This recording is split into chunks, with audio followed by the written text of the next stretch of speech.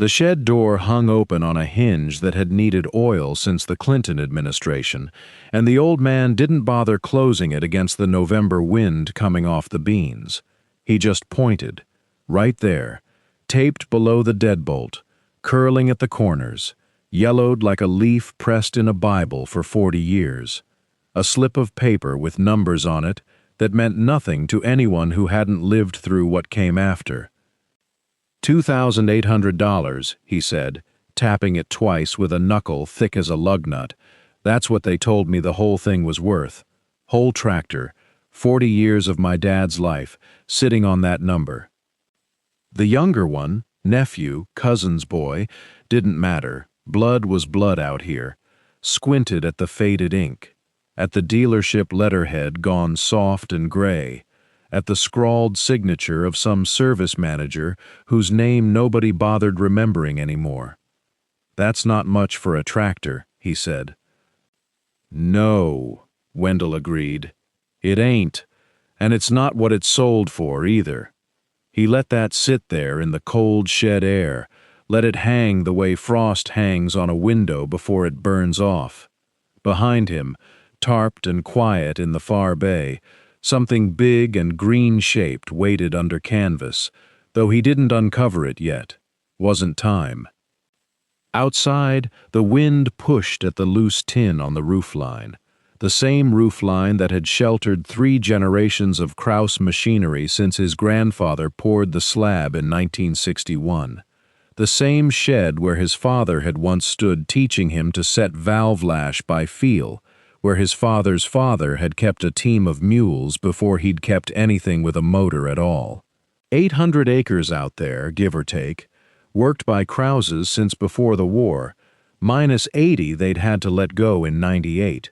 A wound that never did close right, one his father carried to his grave without ever once complaining about it out loud. That number, Wendell said, nodding again at the slip, is the reason I know what a man's word is worth versus what his paperwork is worth. And let me tell you, it ain't always the same thing. He walked deeper into the shed, boots scuffing through sawdust and old oil stains that had soaked into the concrete so many years back they'd become part of the floor itself.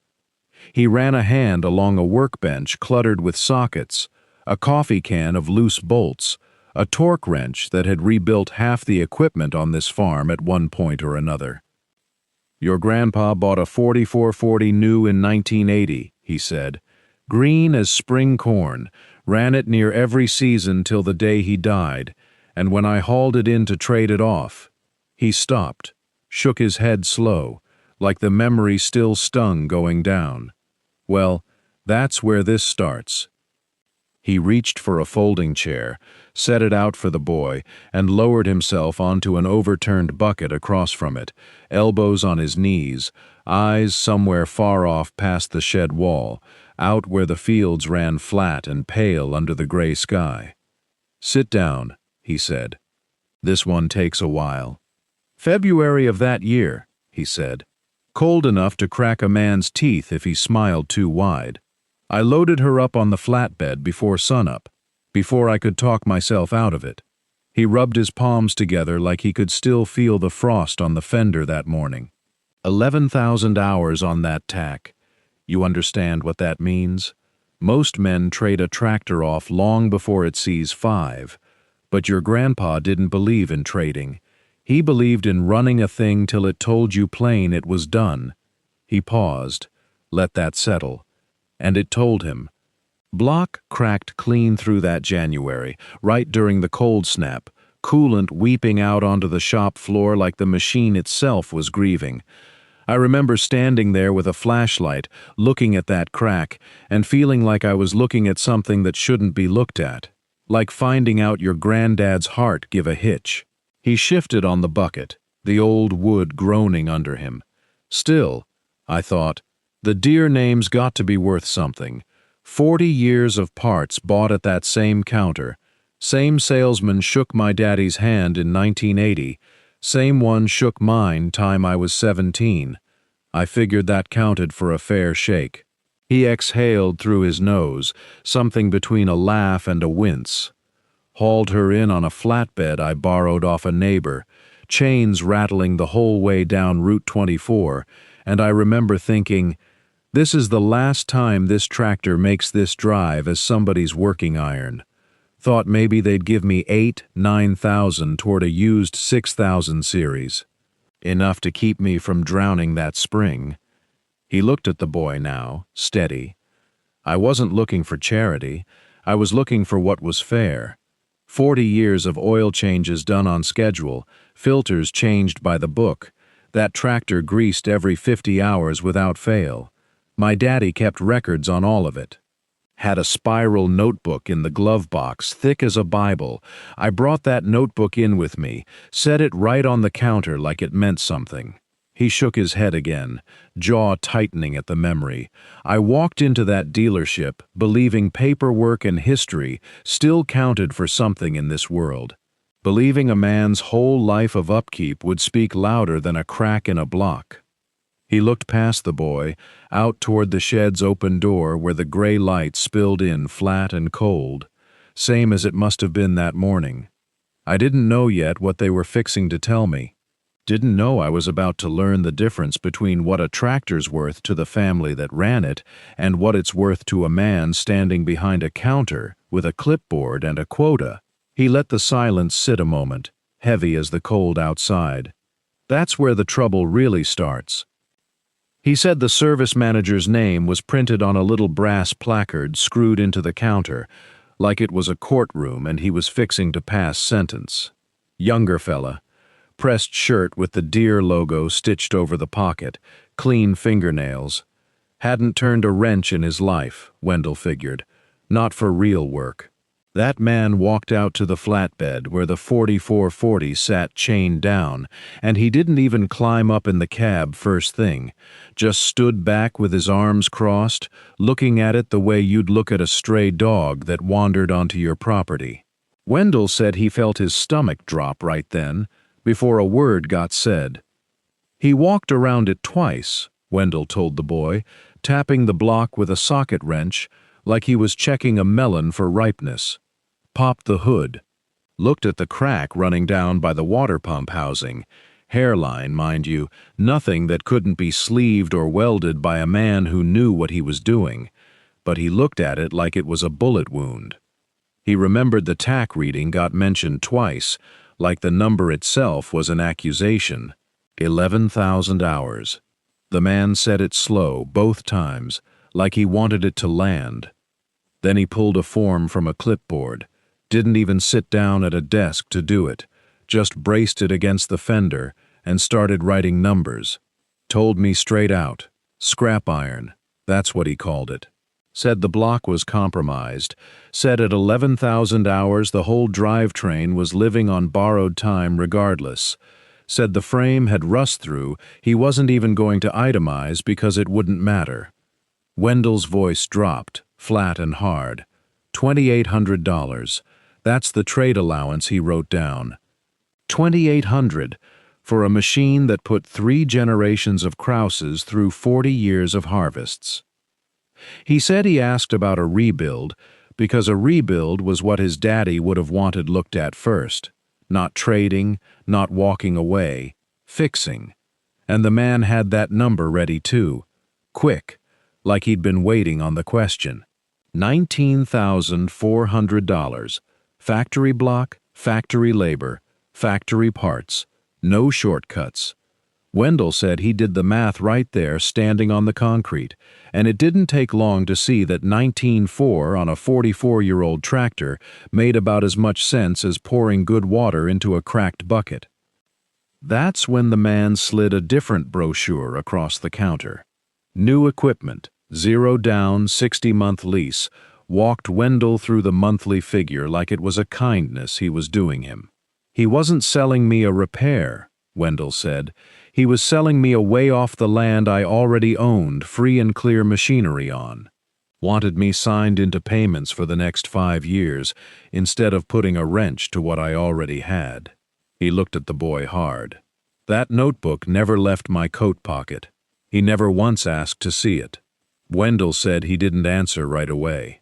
He just stood there, letting the fluorescent lights hum over him, letting the smell of new paint and diesel cleaner sit in his chest, and he thought about his daddy's hands, how they'd never once signed a lease in 40 years, how everything on that farm had been paid for in full or not bought at all. He said that was the moment the shame tried to climb up into him, the kind that wants you to believe smallness is the only sensible choice left. But underneath the shame there was something colder and harder, something that had been passed down the same as the ground itself. He told the boy that pride wasn't the word for it. It was accounting. He knew what free and clear meant, and he knew what 60 months of payments meant, and no smiling man in a collared shirt was going to make those two things equal with a laminated brochure. So he said no, just that. No, he wasn't signing anything today. The service manager's face didn't change much, like he'd heard that answer plenty of times before, and knew how it usually ended anyway, with the tractor left behind on consignment, or hauled to auction for scrap weight, the owner slinking back in 6 months with his tail between his legs. Wendell didn't give him the satisfaction of an argument. He asked for his keys back, walked out into the lot where the cold hit different than it had going in, and backed his truck up to the trailer himself. No help offered, none asked for. Getting the 4440 chained down again took longer than it should have, his fingers stiff, the ratchet strap fighting him the whole way, and he said he was aware the whole time of faces in the service bay window, not unkind exactly, just watching, the way you watch something you've already decided the ending of. He didn't look up at them. He checked his binders on the trailer bed twice, out of habit more than doubt, and pulled out of that lot at maybe 15 miles an hour, like the tractor was something fragile he'd rather not jolt, though by every measure the dealership had just given him, there was nothing left to protect. The drive back to Fairbury took under 30 minutes, but he said it felt longer, like the road itself was giving him time to reconsider, offering him one more chance to turn around and be reasonable. He didn't take it. When he pulled into the yard, the shed door was already open from that morning, cold pouring out of it, same as it had poured in, and he backed the trailer up to the gap in the wall, same as always, the tractor's dead engine ticking faintly as it cooled, waiting on him to decide what came next. He stood in that gap in the wall a long minute before he did anything, and he said that's when it hit him what he was actually standing on. Not just cold concrete and diesel stain, but ground his grandfather had walked behind a team of horses on, ground his father had drained and tiled and mortgaged twice to keep, ground that had a way of asking more than it ever gave back. 3 generations, and none of them had ever hauled a piece of equipment home from a dealership lot with a number like $2,800 ringing in their ears for what the whole operation was supposedly worth. He knew what people would say before they said it, because he'd already heard versions of it his whole life. You don't throw good money after a cracked block. You don't gamble the spring on a 40-year-old tractor. You cut your losses and you move on like a sensible man would. He'd heard that same tone 18 years earlier, when the bank sat his father down at that same kitchen table and explained, patiently, the way men explain things to people they've already decided can't hear them, that 80 acres would need to go if the rest of the place was going to survive. Nobody in that room had called it a betrayal. They'd called it prudent. His father had signed the papers with a hand that didn't shake, and afterward he never once mentioned those 80 acres again, not out of forgetting, but out of something closer to grief that had run out of places to go.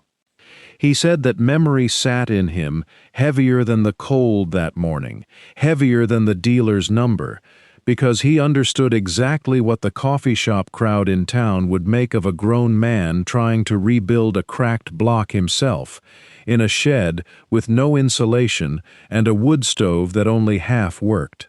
He could already hear it forming before it was even said out loud, that he was chasing sentiment instead of sense, throwing hours he didn't have at a machine that had already been judged and sentenced by people whose whole business was judging machines. Fool's errand was the phrase he expected, maybe fool's endeavor if somebody wanted to sound generous about it. He wasn't wrong to expect it.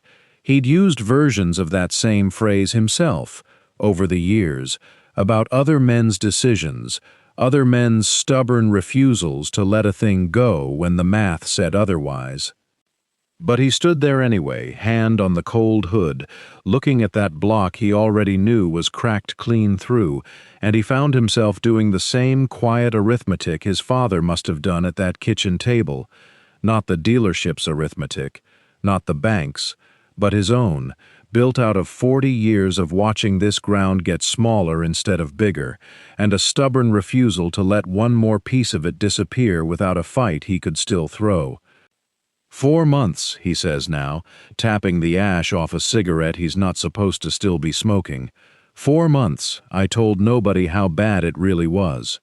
The visitor in the shed doorway shifts his weight, waiting, and the old man lets the silence sit there a second longer than comfortable before he goes on.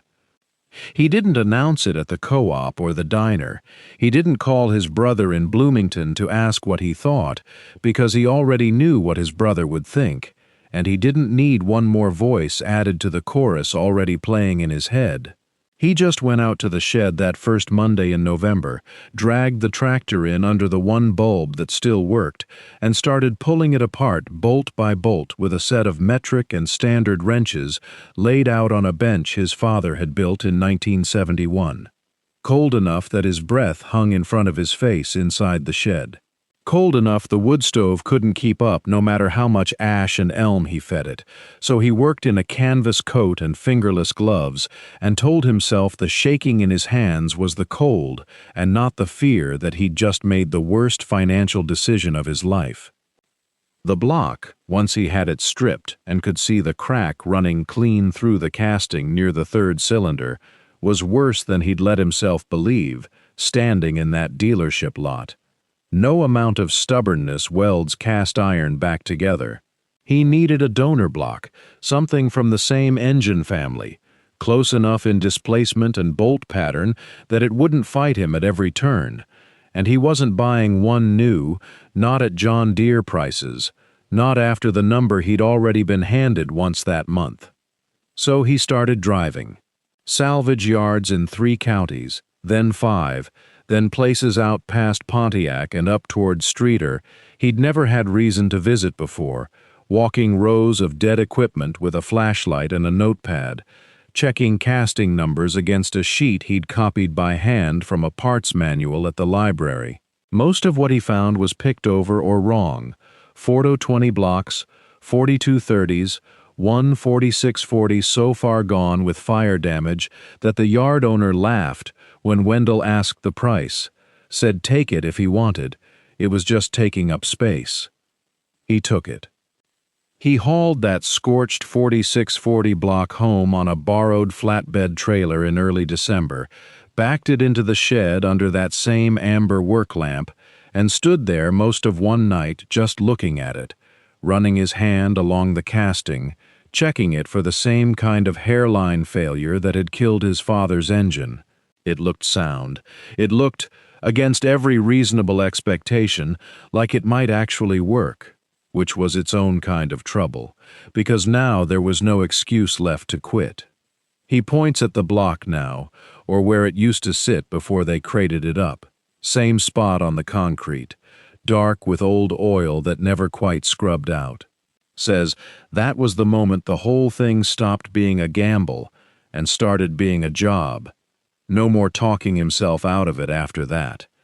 You haul a dead man's engine into your shed on a borrowed trailer, you don't get to stand around wondering if you're crazy.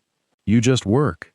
The 4640 block was bigger than the 4440s, different displacement, different bore, and everybody at the co-op who'd ever wrenched on a Deere of that era could have told him it wasn't a straight swap. It wasn't. He spent 3 days just measuring, bore diameter, deck height, bolt pattern on the block versus what the 4440's bell housing wanted to see, writing numbers in a spiral notebook that still had 1998 grain receipts tucked in the back of it, like the farm's whole financial history was following him around that shed. He said out loud to nobody that if the numbers didn't line up close enough to true, this was over before it started. No shame in that. Plenty of men would have quit right there and called it a valiant try. The numbers lined up. Not perfect. Nothing on a 19-year-old machine is ever perfect. But close enough that a man with a boring bar, a set of custom-ground sleeves, and more patience than sense could make it true.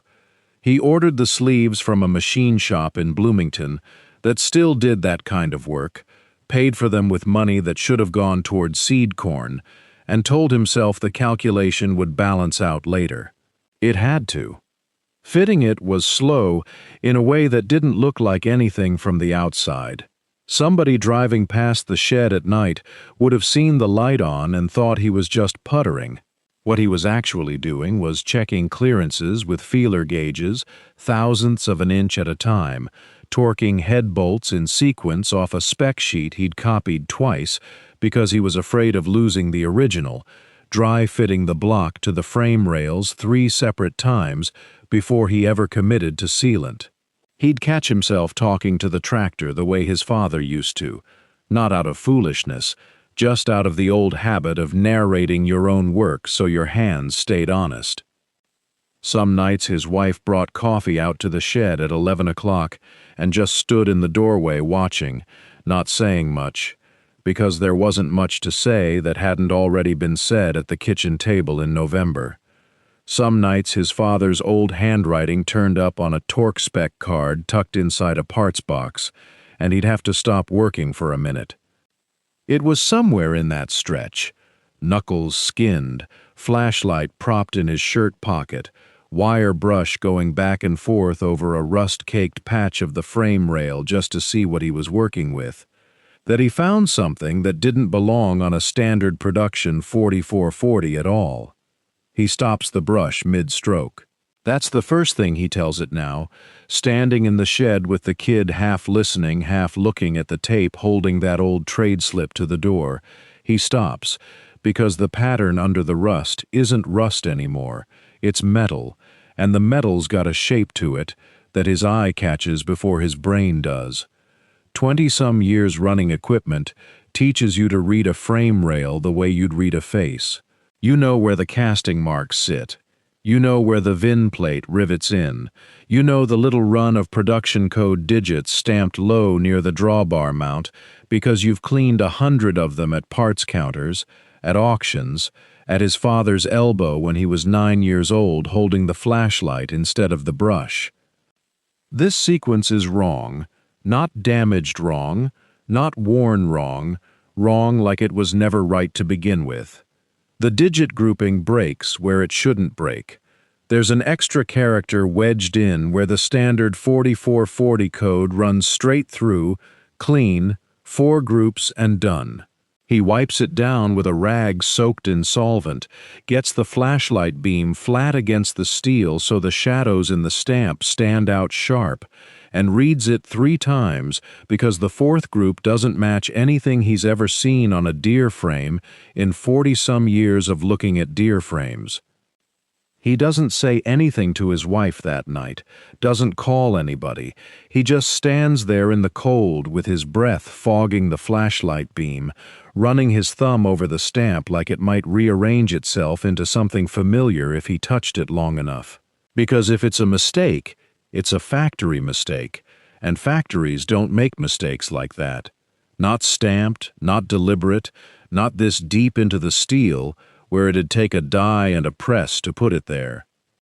He goes inside near midnight, doesn't sleep much, keeps turning it over, every 4440 he's ever parted out, every one he's seen at a dealership lot or an estate auction.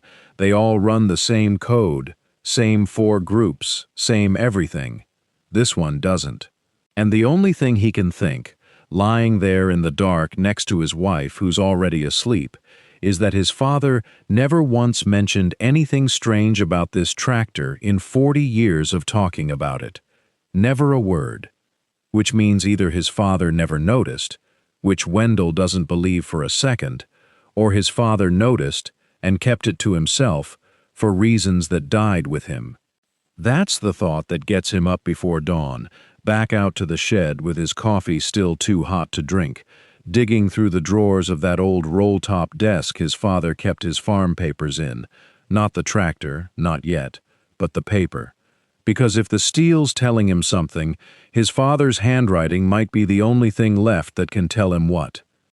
He tells the boy it wasn't a big desk.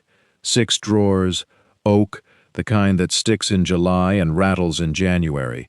And it took him the better part of an hour just to work through the top 3, because his father never threw a single paper away in 50 years. Seed receipts from 1974, a letter from the county extension office about corn borer counts, a photograph of the 4440 sitting brand new in the yard, still shiny, his father standing next to it in a feed cap that Wendell still has hanging on a nail by the door. He says he almost quit looking, told himself he was chasing a ghost at 6 in the morning on no sleep, and then his hand hit the bottom drawer, the one that never opened all the way because the runner was bent, and inside there was a manila folder gone soft and brown at the corners, held shut with a rubber band that snapped when he touched it. Parts bulletins, dozens of them, dealer sheets his father must have collected over decades, the kind a service department hands out or tucks into a mailer, most of them about filters and hydraulic fittings and recall notices for things that had nothing to do with anything. Wendell says he almost set the whole stack aside, and then one sheet slid loose from the middle, thinner paper, mimeograph purple gone, faded to gray, dated years before he was even born. He says he had to hold it up to the window to read it clean. It wasn't advertising, it was internal, the kind of thing a dealership tech would have kept behind the counter, not handed to a customer. It referenced a limited run of 4440s built ahead of the main production line, fitted with a heavier front axle casting and reinforced frame section for cold weather field testing before the model went to full release. No serial breakdown, no numbers spelled out plain, but a note at the bottom about frame-stamped units carrying a distinct sequence for factory tracking purposes. Wendell says he sat there at the kitchen table with that bulletin in both hands for a long time, coffee gone cold beside him, and the only thing he could think was that his father had kept this folder his whole life, tucked in a drawer that barely opened, and never once said a word about what might be sitting out in that shed.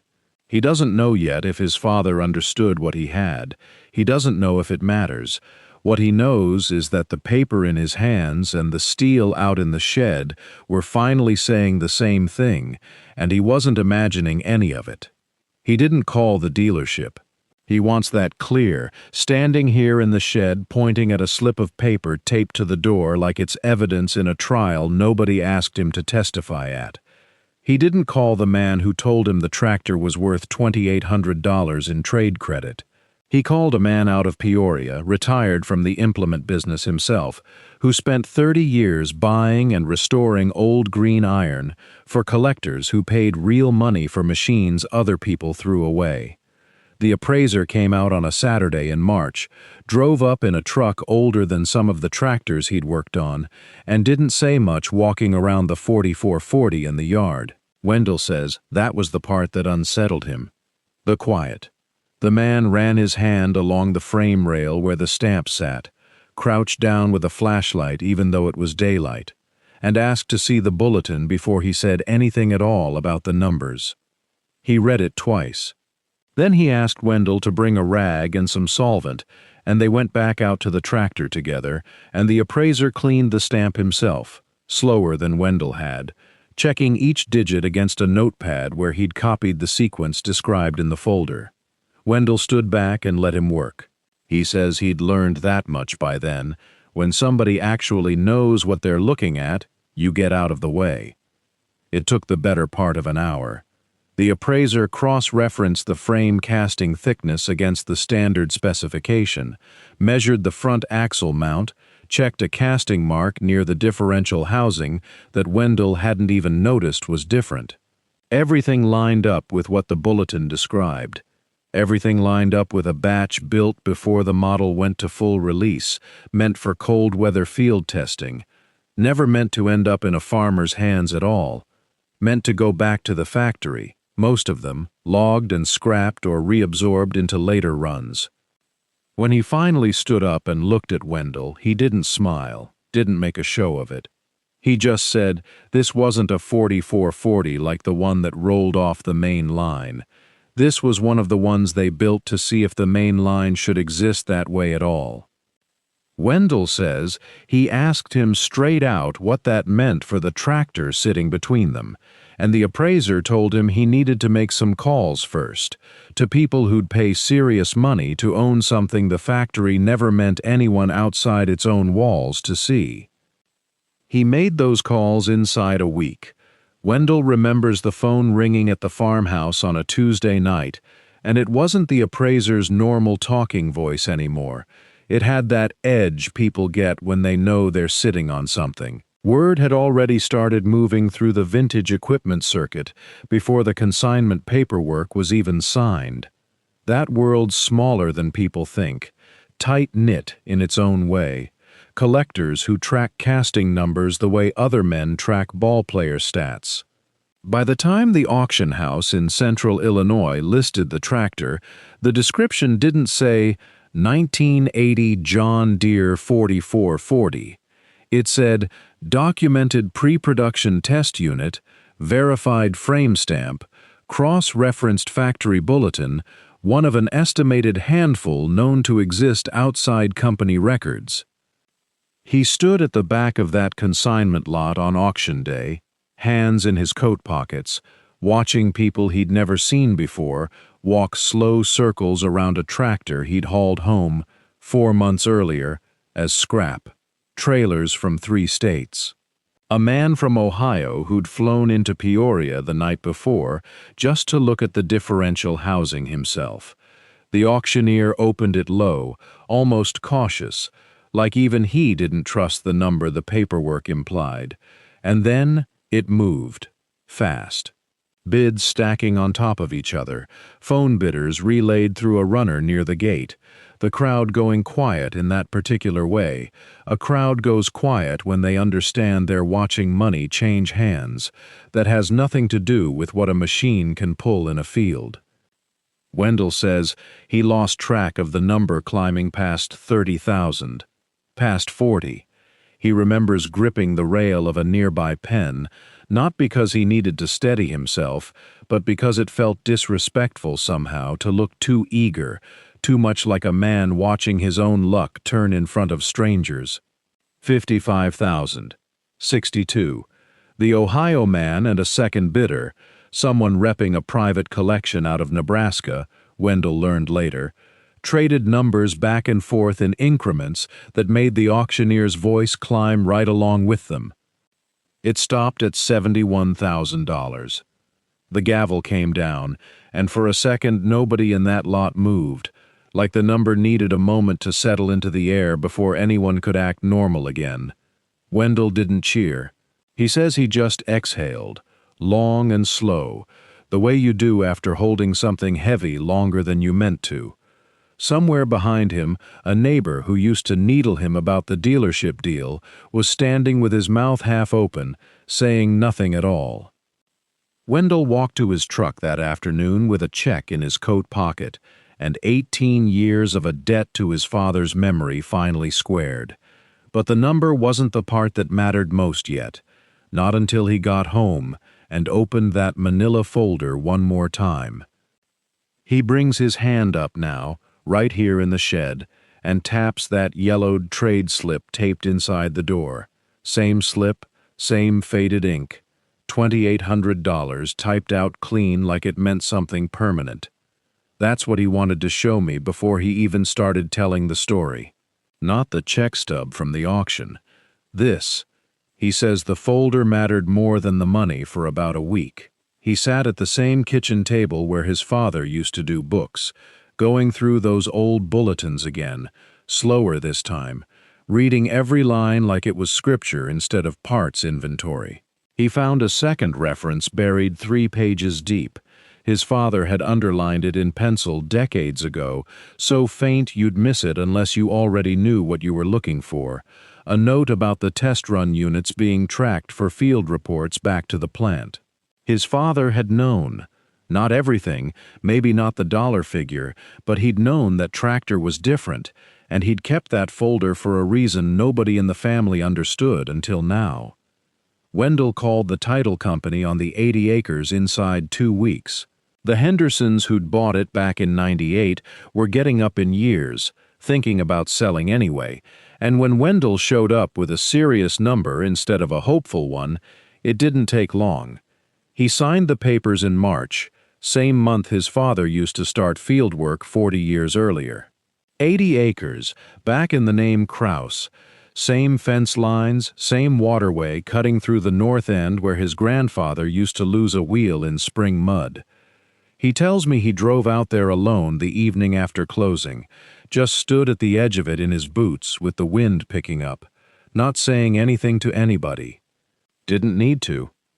Now he runs his thumb along the edge of that trade slip, straightening a corner that started to peel up from the tape. $2,800, he says again, like he still can't get over the shape of the number. That's what a dealership with 40 years of paperwork and a service bay full of diagnostic computers looked at a piece of history and said it was worth. Scrap iron, they called it. He shakes his head, not angry anymore, just certain. He says he keeps it there so he never forgets what a man in a clean shirt behind a counter can be wrong about, and what a stamped number under 60 years of rust can still be right about.